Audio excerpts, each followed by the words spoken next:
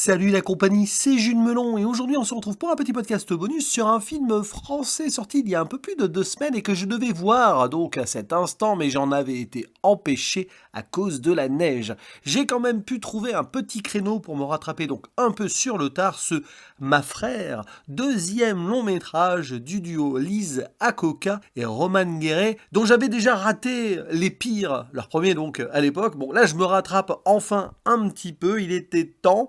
Un duo de metteuses en scène qui se connaissent depuis plusieurs années et qui étaient spécialistes du casting sauvage et du coaching pour enfants au cinéma. Alors ça tombe bien, il y a pas mal d'enfants ici et probablement un casting qui a été à moitié sauvage, on va le dire, au préalable. Et dans les rôles principaux, nous retrouvons des transfuges de leur web-série Tu préfères, qui est toujours disponible sur Arte d'ailleurs et qui est une collection de petits épisodes, je crois que c'était il y a 5 ans, leur sortie. Donc, c'est-à-dire Fanta Kebe et Shirel Nataf dans les rôles de Djeneba et Shai. Donc, on les retrouve ici âgés de 19-20 ans. Il y a également leur pote, Ismaël. Alors, pour lui, c'est un peu plus que le pote de Shai. Ils sont ensemble maintenant. Et Aladi, interprété par respectivement Zakaria Tayeb Lazab et Mouktar Diawara. Mais cette fois-ci, on a d'autres personnes autour. Parce que le duo de meilleurs amis vont partir en colo et celle-ci est un petit peu chapeautée, dirigée par une certaine Amel Bent, et oui, chanteuse, hein. Rappelez-vous, hein, viser la lune, et je m'arrête ici. Voilà, elle est maintenant peut-être plus actrice, je ne sais pas, il me semble pas l'avoir vue dans d'autres films, mais en même temps, ça me dit quelque chose, sa carrière au cinéma naissante, ou peut-être confirmée depuis. Corrigez-moi en commentaire, c'est pas bien grave. Et pour interpréter les autres monos, nous avons Idir Azougli. Son personnage est aussi rappeur. Alors, je ne sais pas si c'est lui qui performe la chanson à un moment qu'on entend dans la voiture. Yuming Hei et Suzanne Debec. Et plein d'enfants. Voilà, on va pas forcément les citer ici. Et grosso modo, âgés de 6 à 13 ans, hein, si je ne me trompe pas. Donc, l'œuvre est sortie le 7 janvier dernier, m'a été conseillée par l'ami Hugo, mon pote de la 7ème Illusion. Je crois que c'est son film de l'année à date, enfin, en tout cas, très haut placé. Et en fait, il s'agit d'une sorte de comédie de tranche de vie sociale, dramatico-réelle. C'est un petit peu bizarre ce que je dis. Mais on va suivre donc, vous l'avez compris, Djeneba et Shai qui vont partir ensemble encadrer les jeunes en colo. Alors Djeneba, elle travaille déjà sur place, tandis que Shai va en fait profiter d'une fuite là.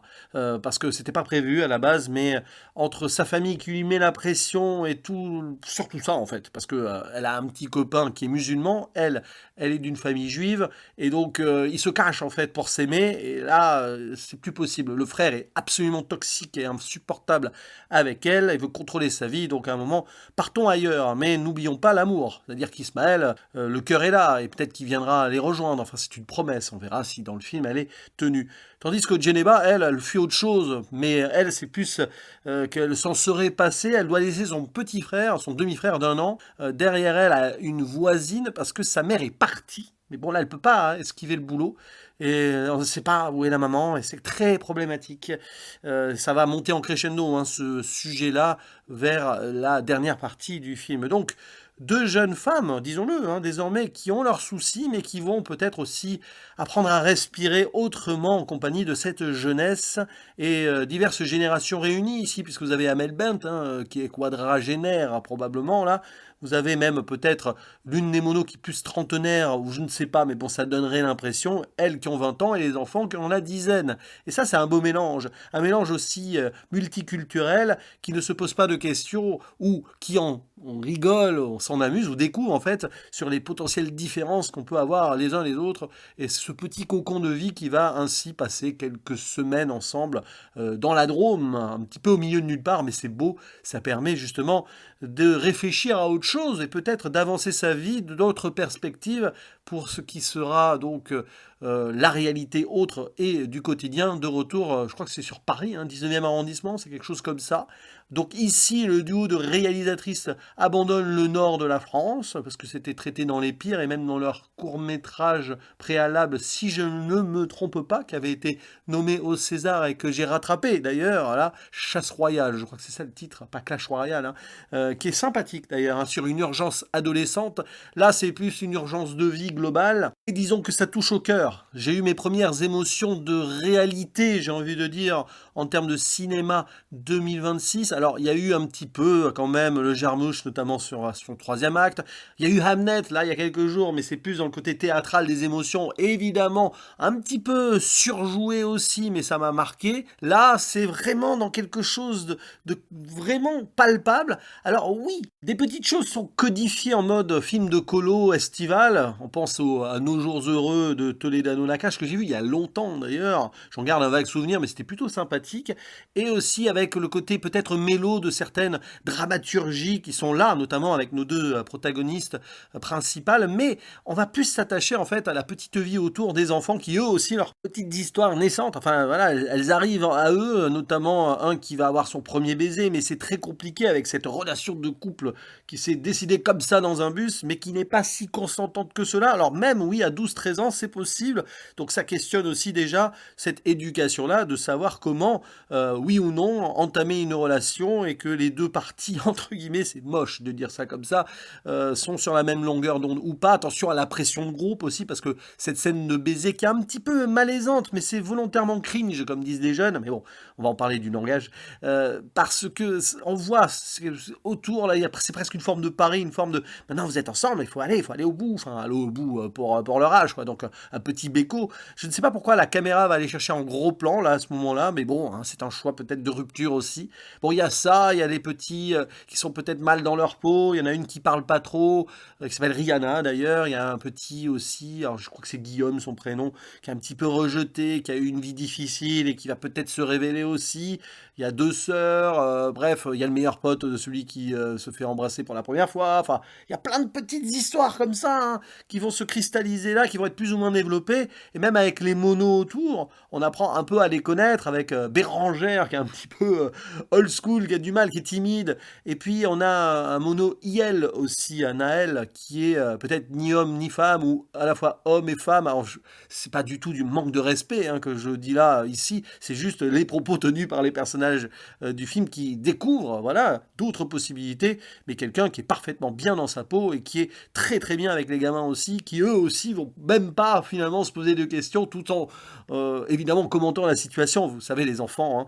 Et c'est merveilleux ça, parce que tout est assez cash, frontal, avec des fragilités, des souffrances, des belles amitiés, des moments de franche rigolade, des moments de colo, quoi, comme on a pu voir dans d'autres films et que peut-être vous avez vécu en vrai, ou des moments de cours de récré aussi, avec donc ce langage-là que peut-être vous avez entendu si vous avez donc des plus jeunes, même si évidemment en présence d'adultes ils ont tendance à parler autrement, les enfants sont quand même malins, mais que peut-être enseignants vous entendez autour de vous. Moi c'est mon cas, alors c'est plus en mode lycée, mais à quelques années près, je reconnais pas mal de petites choses. C'est donc cette nouvelle langue française qui prend vie, mélangée de diverses cultures. Et on en rigole, on essaye de comprendre, mais en fait, c'est totalement fluide. On les voit, ils se parlent et ils parlent aux autres de façon très naturelle.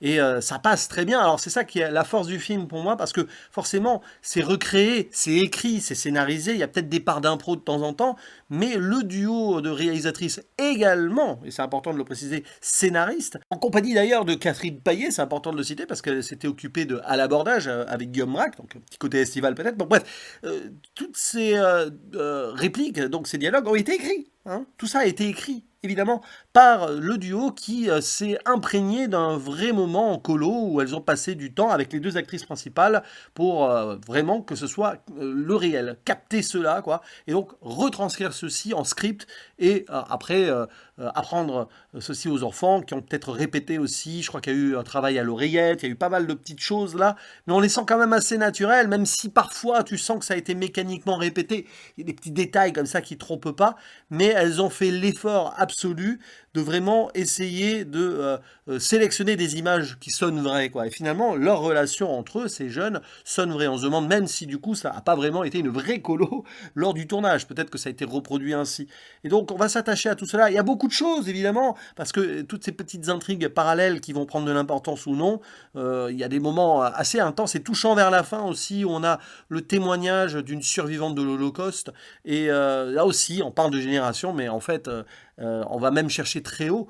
il y a la mère qui n'est jamais là, il y a le grand frère donc de Shai, enfin il y a tout ça, hein, ce sont des vies qui gravitent à tout âge, qui peuvent être problématiques ou libératrices selon, et il y a aussi cette chanson de Barbara, Mon enfance, qui alors là réunit toutes les générations. Au moment, il y a quand même une jeune fillette qui la chante.